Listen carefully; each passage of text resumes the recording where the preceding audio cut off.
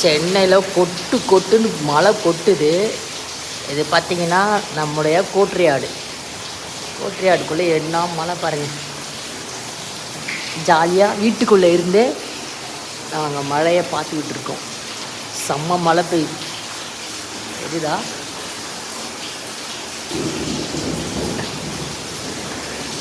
இடி சத்தம் கேட்குதா உங்களுக்குலாம்?